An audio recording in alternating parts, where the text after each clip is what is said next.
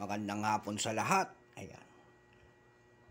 Luzon, Visayas, Mindanao, kung saan kayong panig ng mundo, nagbabalik ulit tayo rito sa ating YouTube channel po, sa Mr. Soriano TV po, 29 po. At maraming salamat po doon sa ating nanonood sa ating YouTube channel mula at saka doon po sa ating FB page. Maraming salamat din po. At pag-uusapan na naman tayong coins nandito sa ating harapan. Ayan. United Kingdom. Ayan po. Kaso nga lang, nangingitim na yung aking coins. 1989 po. Ayan, 2 pence. 1989, 2 pence. Ayan, 2 pence. World coins, 2 pence. Ayan. Bago tayo magsimula sa ating topic, kilalanin muna natin ang coins na ito. Issue, United Kingdom po. Queen Elizabeth II, 1952 hanggang 2002.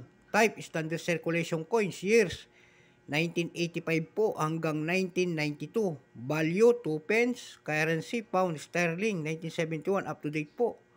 Composition po, bronze. Ayan. May bigat po itong 7.12 grams. Mayroong haba po na 25.9 mm.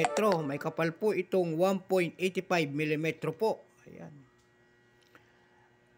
Shape, syempre round.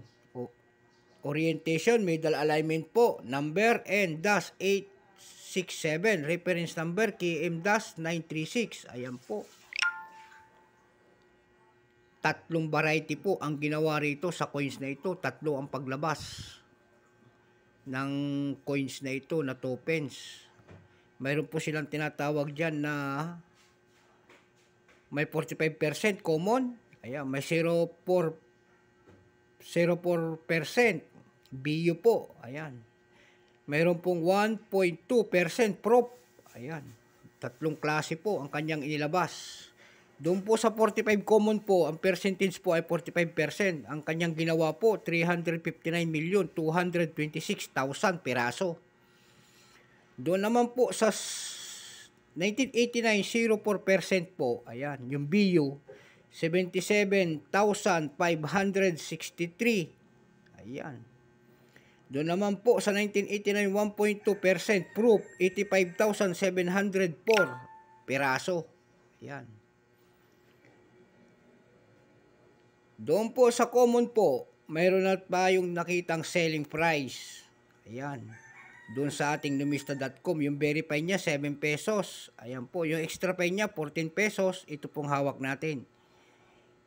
Yung kanyang almost uncirculated po ay 15 lamang. Ayan po. Doon naman po sa 0% BU po, wala pong price appraisal. At saka doon sa isa po na prop, wala rin din pong price appraisal po. Kaya tinignan natin doon sa numista, itong presyo ng hawak natin. Ayan po. Doon sa numista po, doon sa hawak natin ito, may nagbebenta na po doon ng $8. Ayan po. Doon naman sa ab.com po, pumunta tayo ulit doon para magtingin-tingin at para madagdagan ang presyo. Kung mayroon namang nagbebenta doon o wala. Mayroon naman tayong nakita doon na $2.25 at saka $6.75 at saka $2 lamang. Ayan, so pumapalo na rin siya ng 200. Ayan, 200 pataas na. Ayan po.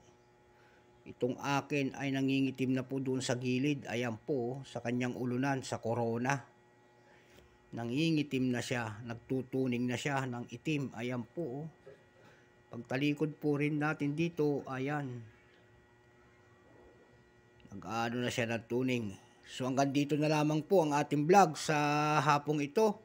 Luzon, Visayas, Mindanao. Maraming salamat po doon sa mga nanonood ng ating YouTube channel. Pakipindot naman po ang ating notification bell. Subscribe po para ma-update kayo sa mga latest ko pang gagawin mga video po. Ayan po.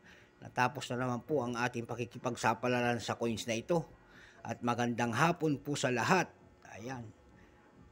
Hanggang dito na lamang ang ating vlog. Bye-bye.